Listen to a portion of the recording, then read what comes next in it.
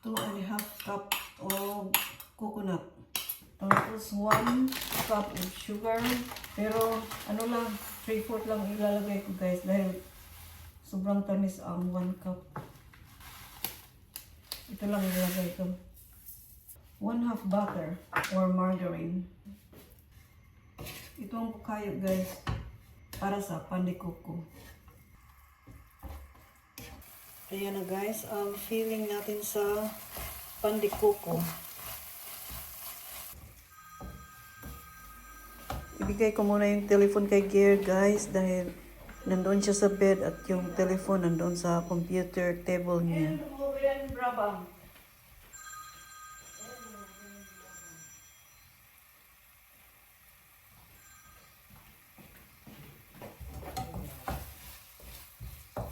Ngayon maglalagay tayo dito ng 2 teaspoon of yeast, 1.5 cup of water, 1 teaspoon sugar.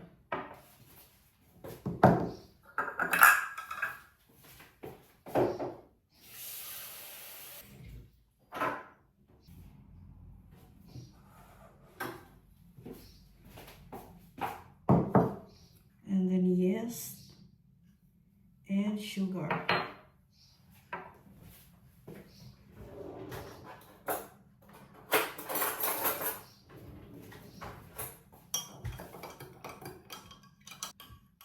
Set aside muna natin ito ng 10 minutes.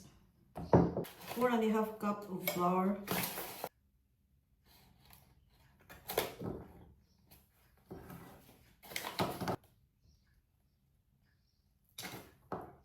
Two.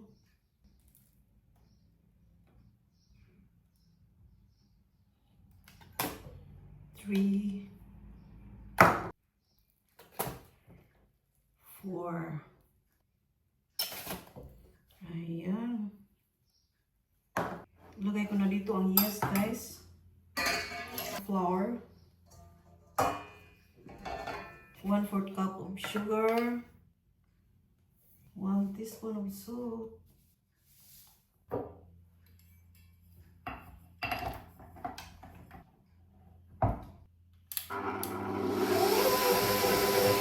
Guys, magkakalat ko.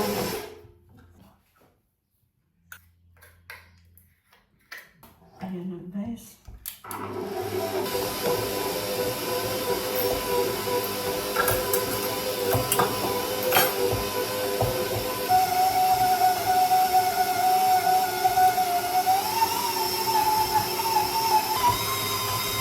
That is enough.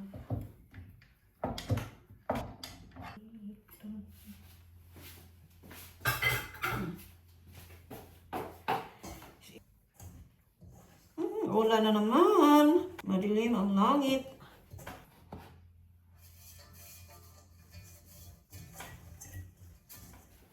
Set aside muna natin ang 1 hour guys. Handa tayo ng itlog.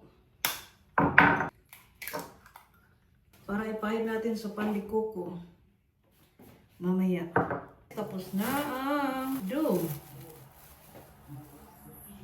Tapos na ang ating dough.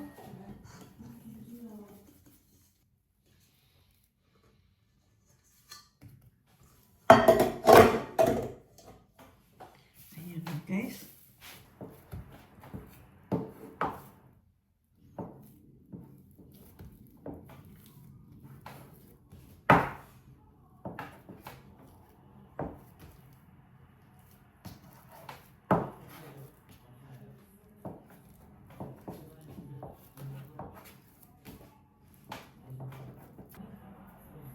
And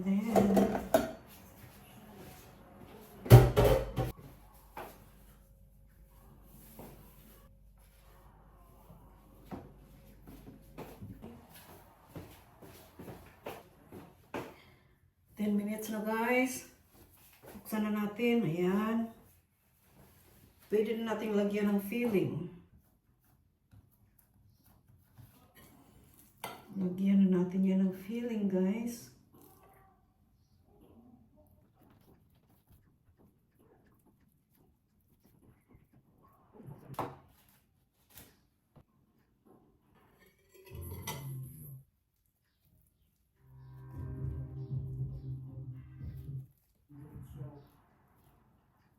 30 minutes more.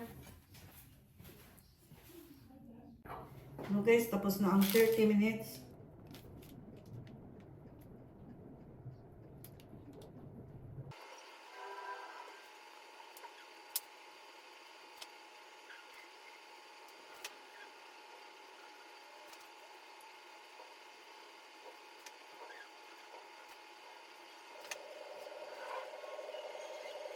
So guys, tapos na. Ilagay ko na to sa oven for 15 minutes.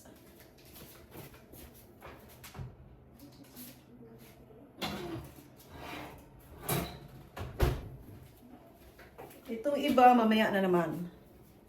Kasi puno na yung oven.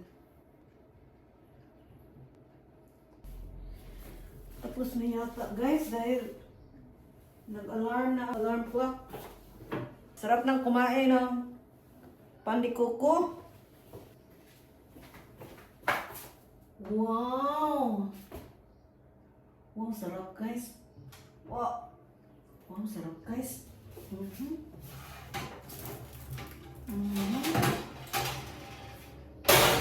Ayan na guys. Wow, ang sarap. Ang sarap ng pandikoko. Diyan ko muna ilagay. Ito muna. Meron na naman akong ilalagay dito.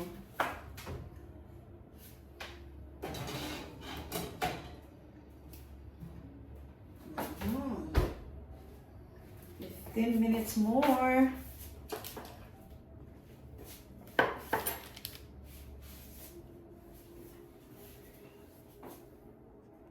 Ang lambot-lambot niya guys.